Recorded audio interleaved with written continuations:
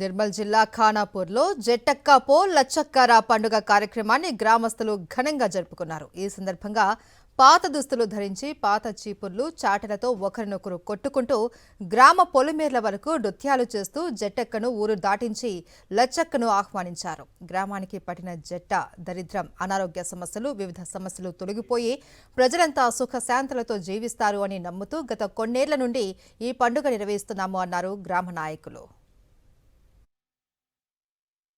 ఖానాపూర్ పట్టణంలో జట్టక్కను నంపి లచ్చక్కను తీసుకొచ్చే సాంప్రదాయాన్ని మేము ఇలా చేయడం జరిగింది. ముఖ్యంగా ఈ యొక్క జట్టక్క అంటే ఈ యొక్క ప్రజల్లో ఉన్న దారిద్ర్యాన్ని, కష్టాన్ని, అంటు రోగాలను, ఈ యొక్క దీర్ఘకాలిక రోగాలన్నీ వెళ్ళిపోయి ఆ లచ్చక్కను ఆహ్వానించడం కోసం ఈ కార్యక్రమం చేయడం జరిగింది. ఇందులో భాగంగా ప్రతి ఇంటి నుంచి ఇంటిలో బూజు దులిపి మసి బూజు అంతా శుభ్రం చేసి ఉన్న దరిద్రాన్ని, ఉన్న చెత్త చెదారాన్ని అంతా కూడా ఈ యొక్క ఊరు పొలిమేరకు దాడి చేయడం జరిగింది. ముఖ్యంగా ఈ యొక్క ఖానాపూర్ పట్టణ ప్రజలు అధిక సంఖ్యలో పాల్గొనడం జరిగింది. దాదాపు ప్రతి 5 సంవత్సరాలకు ఒకసారి ఈ జట్టక్క పండుగ ఈ ఖానాపూర్ నుండి చేయటం జరుగుతుంది.